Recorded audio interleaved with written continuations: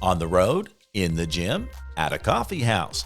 No matter where you listen, this is Prevention Perk. I'm Steve Miller with Mid-America PTTC. It's time to perk up our prevention efforts. My guest today is Karie, founder of KT Facilitation and a certified top facilitator and mentor trainer. She is passionate about fostering collaboration and driving positive change. In this episode, we discuss collaboration, coalition planning, and inclusive decision-making processes. Karie is also evolving as a podcast host and shares my interest in music, creativity, and the journey of self-discovery. Hello, Karie, and welcome back to Prevention Perk. Hey, Steve. Thanks for having me. This is fun. I'm glad we get a chance to do this. The audience may be familiar. What was it, about a year ago or so? You and Chuck Doherty, the former executive director from Mac, Missouri, and yourself did a podcast episode. We talked about photo voice at that time, and some people may be familiar with it, but we'll give you a chance to introduce yourself and tell us a little bit about facilitation as we go along and some of the things that you're doing now. But let everyone know that you actually worked in the prevention field for a number of years, right? And then you kind of transitioned to full-time facilitation. So what is it about the kind of work that you do, that facilitation work, that's like, why did it entice you away from prevention? And is there some kind of an overlap that makes those two things complementary? Yeah, I think it's interesting when I look back over my resume of jobs that I've had and careers that I've done. There's one common thread, and it really is skill building. And I fell into prevention on accident, I think, like most people do. And our community received a drug-free community grant. And I have had lots of years working with youth, lots of years of experience working with youth, and very familiar with my community. This is a community that I grew up in. It's very rural, had a lot of connections. And so when they asked if I was interested in being part of that, I was like, absolutely, I would love to do this. As we started going through our DFC and engaging community and, working in our youth coalitions, I took a facilitation course because it was like herding cats, where, you come to a coalition meeting and stakeholders either have different ideas of what they want to do, or they're competing, or they're just there for a report out.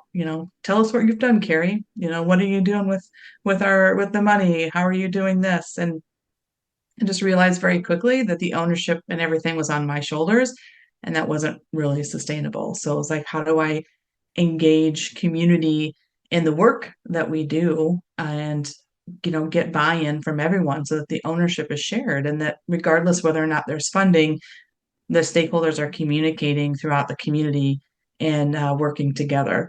And I took a facilitation course, top facilitation course, and I knew immediately, like by lunch on that day, that was like, this will be my career. When this grant, is done, this is where I'm going to go, because everybody needs to know how to do this, how to communicate, how to listen, and how to work together. And it was just that skill building tool or framework that I was looking for, and using in anything, in any job that I had. And I came back to our coalition and really applied the things that I had learned, and we shift the way that we were engaging one another. And I saw it start to work. And I wanted more of it. I wanted more. So You're listening to Prevention Perk. The funder of this project, along with all the other products of the Mid-America PTTC, is the Substance Abuse and Mental Health Services Administration. Although funded by SAMHSA, the content of this recording does not necessarily reflect the views of SAMHSA. Community change results from effective prevention driven by partnerships and collaborations. The Prevention Collaboration in Action Toolkit is filled with stories of success and the tools to get you there. To learn more, you'll find a link in our show notes or visit samhsa.gov/SPTAC/toolkit. Well, the first time that I was really familiar with you as a person was during the pandemic, and I was involved in some of the courses that the employer you were with before, where they were doing some convening. I think along with Dave Clausen when he was here with Mid America PTTC, and then I assumed this role, and knew you from that facilitation arena, if you will, just coming and going in some of the different courses that I had been involved with. But we kind of got a chance to connect when we did the Mastering Top, which is the technology of participation program. And we learned a lot about one another as far as our shared interests. Like we both love music. You and Mhm. I have talked about a music podcast. We like creative things. We like storytelling. And I'm just curious when you talk about that kind of that creativity that at least I draw from, how does that kind of enhance facilitation practice? I think it's interesting because I think it goes hand in hand. I think the facilitation framework that I use can be used in any scenario. It can be used to help yourself work through kind of a thought process or get yourself kind of focused on what you really need to do. It can be used in a one on one conversation when you really want to take the time to understand a different perspective. And I think once we've understood a different perspective, it just ignites this creativity and this innovative space for people.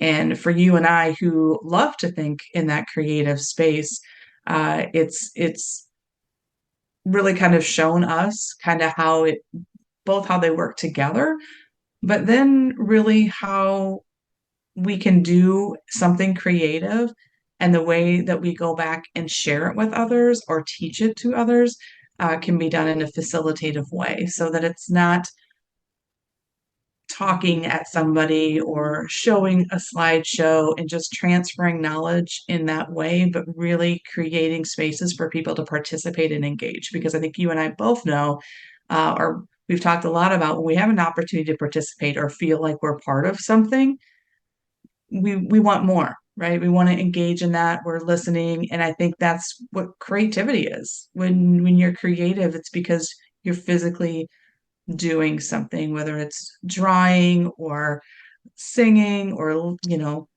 meditating or whatever it is, that there's this cognitive, creative part of your brain that's really engaged. And I think facilitation just helps groups move through that together. Well, I've already said we kind of crossed paths in the virtual world, and I think it was really when we started interacting in real time. So that's only been in the last couple of years, actually. I think that it's also, and that's just my experience. So you can call me out on this, but you've kind of embarked upon like this this journey of self discovery. Like since Mhm. I've really known you in person, and it seems like that's where we've talked about the creative aspects or the music and doing those kinds of things. So do you have is that interest in like self discovery, is that revealing this creativity, or does the creativity always been a part of your life, and how are you bringing all of these different facets into your world? I think the creativity has always been part of my life. I think I found myself in the last couple of years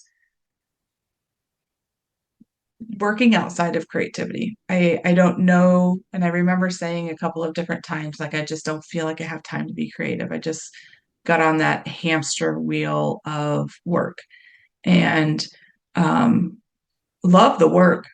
And it wasn't that I didn't enjoy the things that I was doing, but it was just so much. And I just I didn't have time to necessarily have a creative outlet. It was like I got home from, one facilitation or one job and I was just turning around and packing for the next one. And it just kind of became this routine that I was doing. And when I'm not creative, I started to lose my joy. And it was hard because it was like I know I love this work. I know this is what I'm supposed to do, and this is the path and my purpose. At the same time, I don't feel like myself. I don't feel like I have an opportunity to really bring my whole self into where I'm going. And so I took a really big leap and shifted everything in my life and really started to kind of work back from the ground up and took a lot of time to do a lot of self discovery. And learned to take time to let go of the voices of different pressures from all around me that were, telling me what I should do, and just started trying to listen to myself. And through that, just then that creativity came back, and it just was like it's just always been there. And I think it revealed to me that when we try and shut something out, um, it's we're not good. We're not healthy people when I'm trying to shut something out that just is me. Yeah, it's interesting when you use a statement like, I just didn't have time for creativity because Mhm.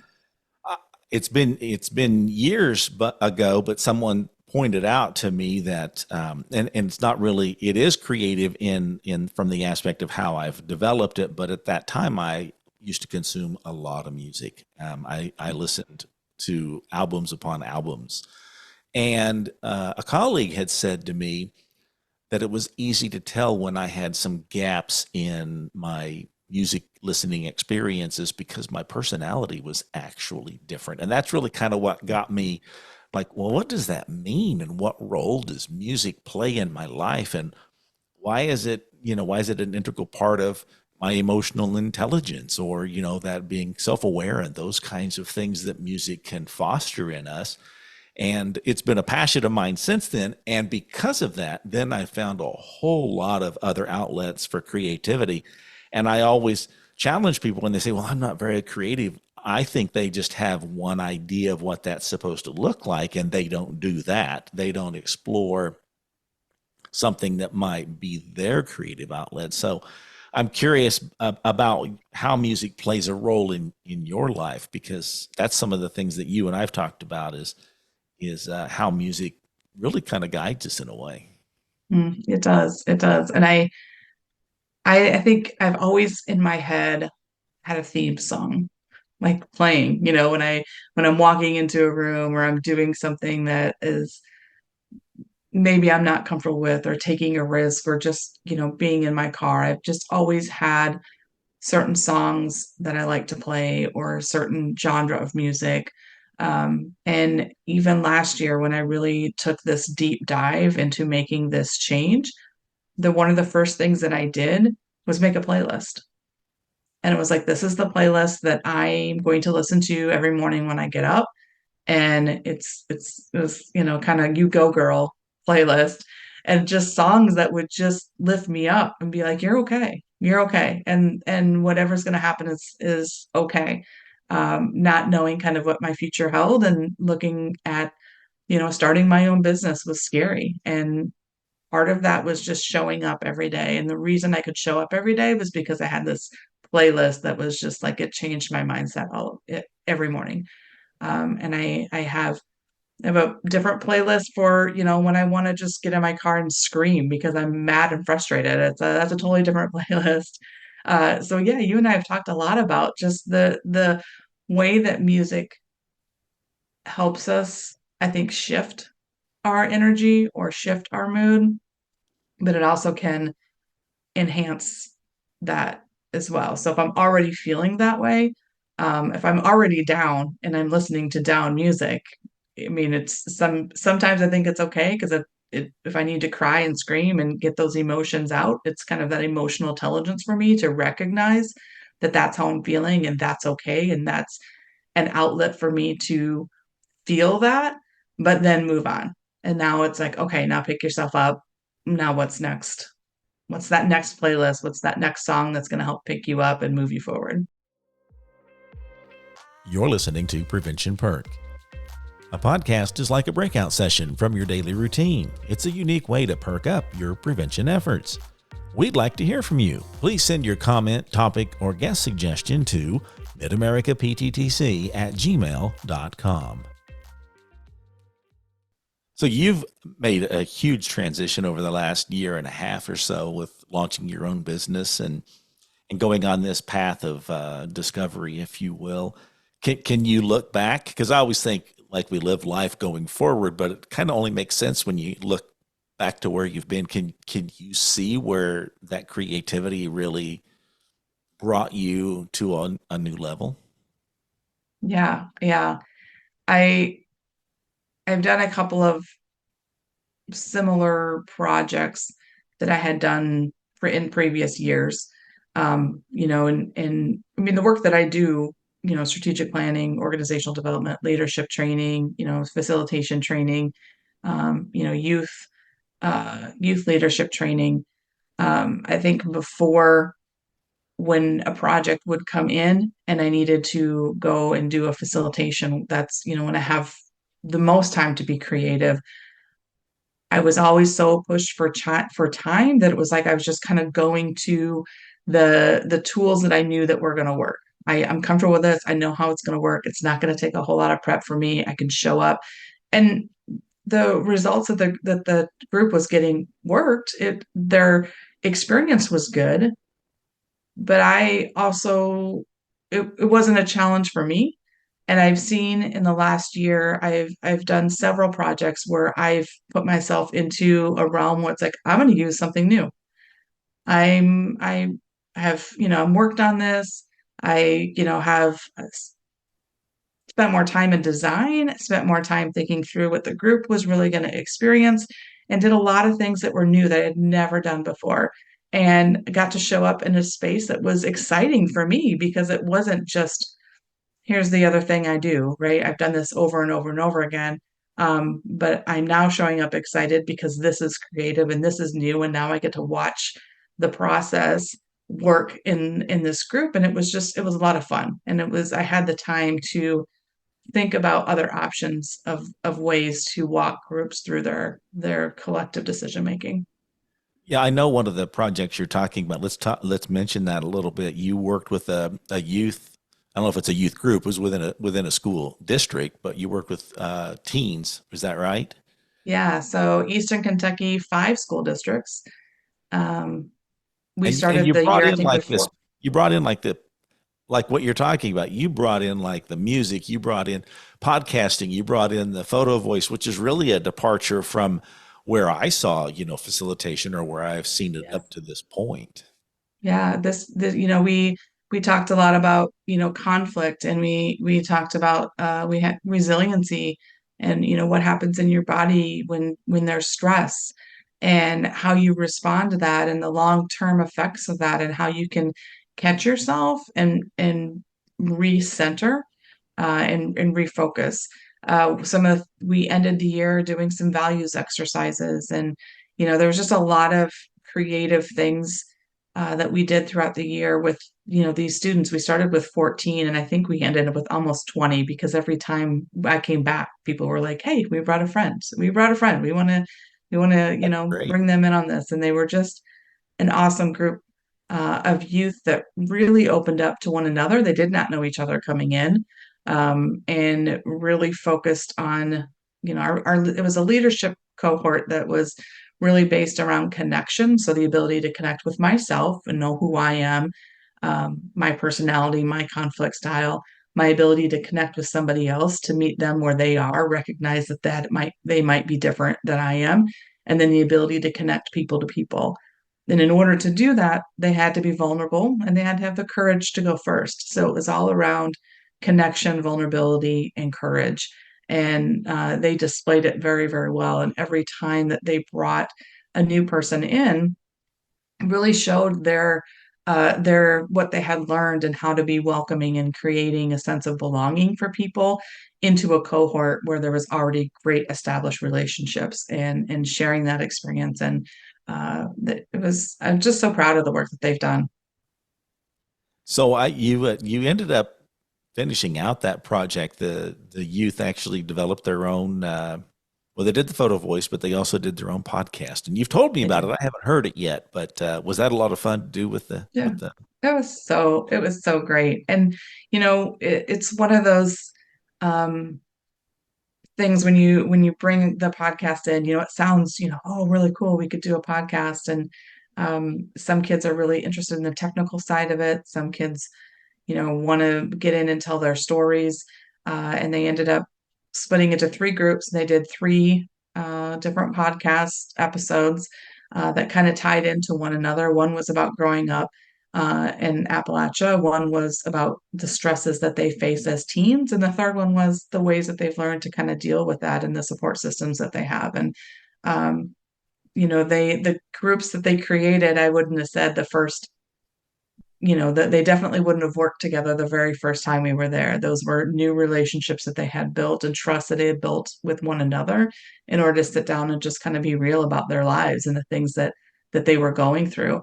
And they love to talk. And I think all of them, I would subscribe to all of their podcasts, should they decide to go that way. But it was just to show them that there are so many ways that you can elevate voices and be an ally for those who maybe haven't had a chance to speak or to share their stories. So both photo voice and podcast was just a fun way to kind of end it, to be able to say like we matter and our voice is important, and when we share what's real, we'll find people to connect with. That's really awesome. I think we're talking about kind of this connection between what you're doing now, the facilitation aspect, but then you're working with the youth in kind of a preventative measure, but at the same time lifting lifting them up, so to speak. Where exactly does facilitation in the work like you used to do in prevention and that I'm kind of involved in, not kind of, that I am involved in, where do they intersect at? I mean, what's the entry point if someone said, hey, I want to learn more about doing some of the things you're talking about? What's that look like? Yeah, so I teach an introductory course. It's called the Top Facilitation Methods. And it's really about understanding what facilitation is to start with, because I think we say the word facilitator or facilitation in a lot of different scenarios, and the way that we look at facilitation is that when we're facilitating, we're a neutral party. So as a facilitator, we're bringing a process to help move a group through conversation towards collective action. So my role as a facilitator is very, very different than when my role is as a trainer. As a trainer, I'm transferring knowledge, and I have knowledge that I want to instill in you. And there's a way to do that in a facilitative style. And there's ways to lead in a facilitative style. But when we think about being a facilitator, it's really about the process and not about the knowledge. And I think through all of this, it's just understanding that the wisdom is in the room, and it's creating spaces for people to share their experiences, to be able to share their ideas so that we can work together. And when you can bring that process, innovation and creativity is really going to emerge on its own. So yeah, the Top Facilitation Methods is the basic course. You learn the framework of the conversation, which then everything is built on, and then how to get a group to consensus, and then how to walk them through an action plan. So in that 2-day course, you're going to walk out with the skills to be able to turn around and facilitate. I'm curious, you've worked with youth. I know you've worked with adults. Do you have like a specific focus or is there kind of a passion audience that you're really like, I would really like to just sink my teeth into this particular audience? Yeah, I love working with youth, teenagers, high schoolers specifically. They drain my energy, and so I like to kind of balance working with youth, to working with adults, and I'm just always been a strong believer that leadership comes from within, and that leadership, we talk about it not being a position, that leadership is how you show up and how you choose to interact with people. And I'm really interested in, working with people who have been on similar journeys or interested in similar journeys that I've been on, that really starts with that self-discovery, to be able to say, what do I need to do to show up better in spaces? How do I need what do I need to know to lead a conversation, or to listen to a conversation, or to hear a different perspective? And really, I like I said, anything that starts with an internal look, and people who are really ready to do that work. I don't care what industry you work in. I don't care what level of leadership you're getting paid for. If you really want leadership to be internal in how you show up, I want to work with you. I'm curious what your thoughts would be about this. I hear this a lot. There's a need for workforce development in the prevention industry, if you will, retention of staff that stays in this as a field, and then developing them into, future leaders. And I like to think that the sooner we can get an individual thinking about prevention, not just being a science and not just you know that the strategic prevention framework, and that you've learned some of the tools and the techniques that motivate or mobilize a community, those kinds of things, to really finding themselves in prevention, then you've really started to master this work, because prevention is so interesting. It's not a one size fits all. And I just think that the sooner we can encourage people to bring whatever it is about their life, their interests, their passions into this work of prevention, there's a unique story that can be told out of that. Yeah. And I think that's why I really leaned into facilitation. And even after I left prevention and really started working in the facilitation realm, continued to find myself back in working with groups that were doing prevention, because I think prevention is engagement. It's engaging people, it's engaging stakeholders, it's engaging youth around, substance abuse prevention, or helping change community norms, or changing the supports and the things that we offer, and bringing awareness to all of the things that are going on in our community. And in order to do that, you have to be able to engage people, and you have to be authentic. Anytime, you have a grant that says, you need to go do this, and you go to the police, the police station, and say, hey, our grant says you have to do this for us. That's not going to happen. It's engagement. It's about being real and saying, what can we do together, and how is this really affecting you, and what are some things that we might be able to change that are going to benefit not only your department, but the whole community. And I guess, that's what I do, is I teach people, it gives people the skills to authentically engage. And I think as youth coming in, youth loved the tools. Anytime that you have an opportunity to work with youth and walk them through a facilitation, and they have a chance to engage and to share and participate, they love it and they pick it up so quickly. And I think facilitation is an awesome way that they can find themselves using facilitation in a great way in prevention and workforce. It's just such a skill that's needed in everywhere, but a lot of people that we see come through our public courses are from public health because they need to engage stakeholders. I find it interesting. People ask all the time, well, what is it exactly that you do? And it's very difficult to explain prevention. And I think it's challenging to really explain facilitation so that people can really understand it. I think it's one of those things that it's immersive. And that's why I think once you get involved with it and you can kind of find that, I like Simon Sinek's discovering your why, when you can find that purpose for what it is you're trying to accomplish.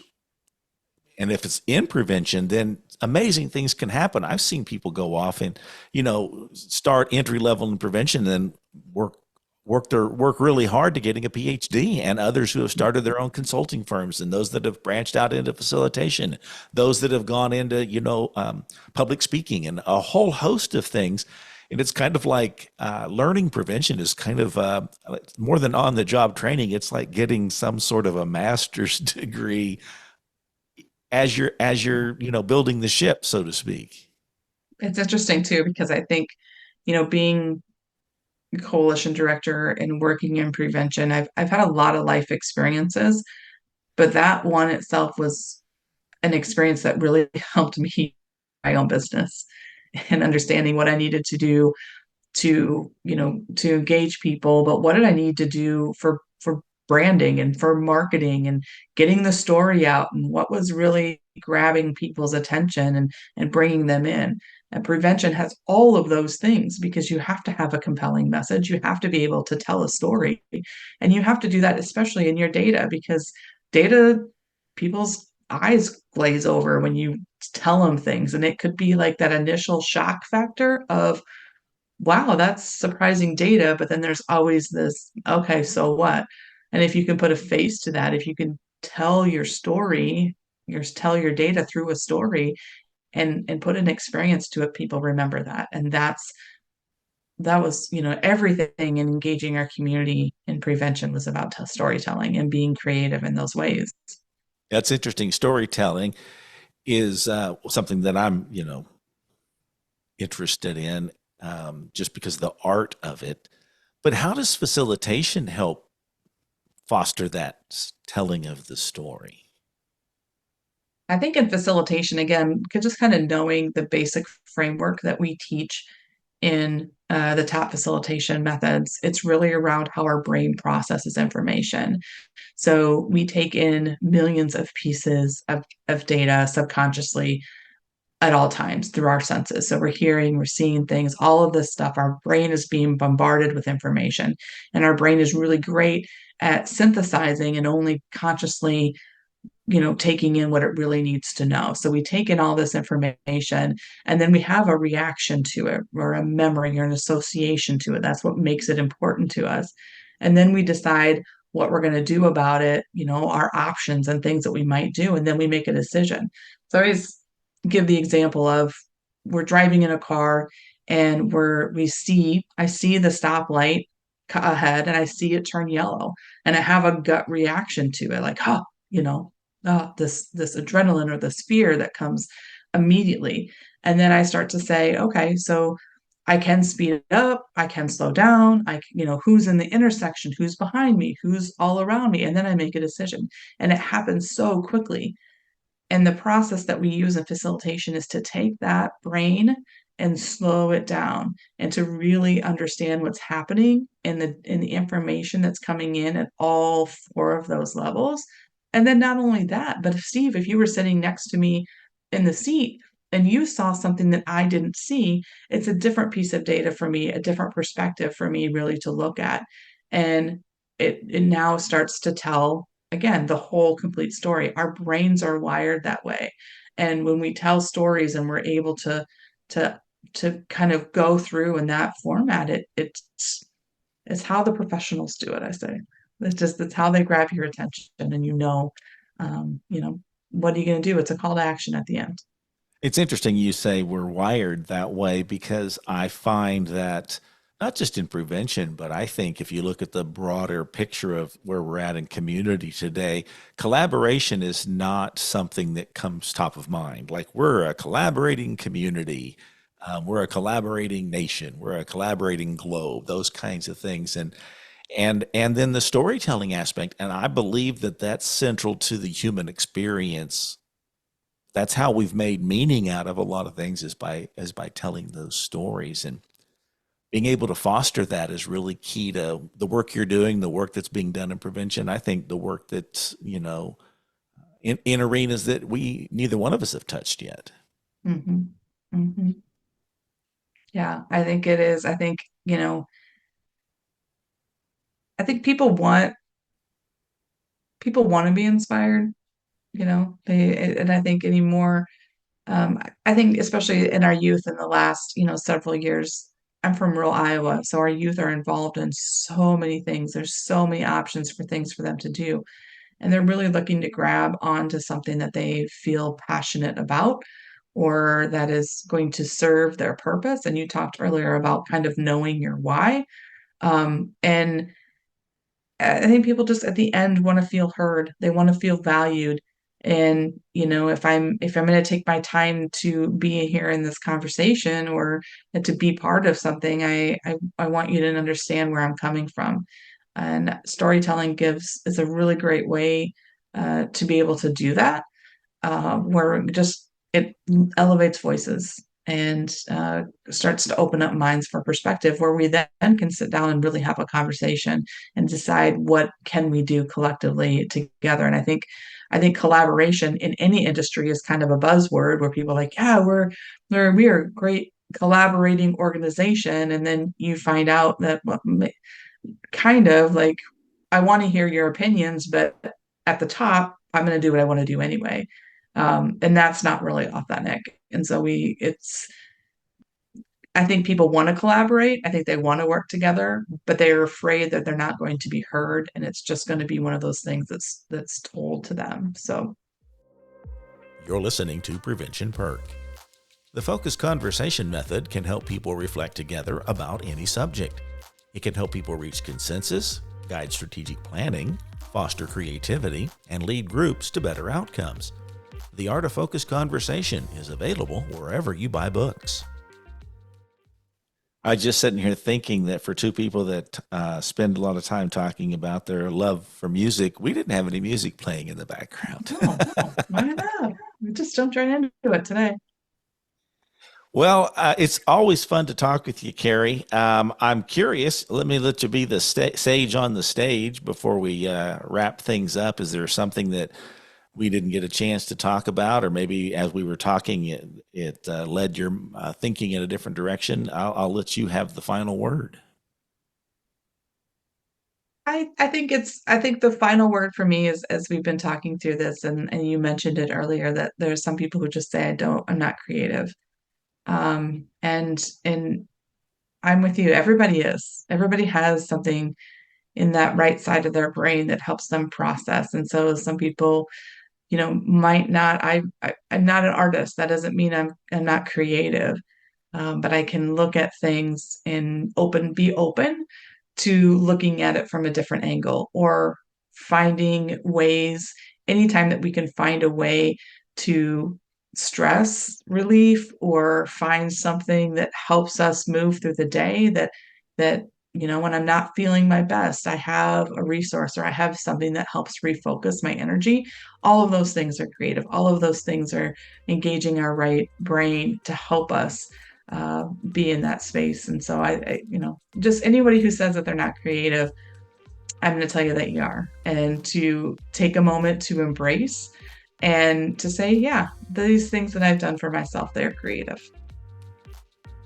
My guest on this episode has been Karie Terhark. You'll be able to find some links in our show notes to connect with her through some socials and on her website. Thanks, Karie, for being here. This was a lot of fun. It's great. And thank you for listening to Prevention Perk, a podcast from Mid-America PTTC. To learn more about our innovations, visit pttcnetwork.org and look under your PTTC for the Mid-America link. Remember, prevention is better together, and together we are stronger.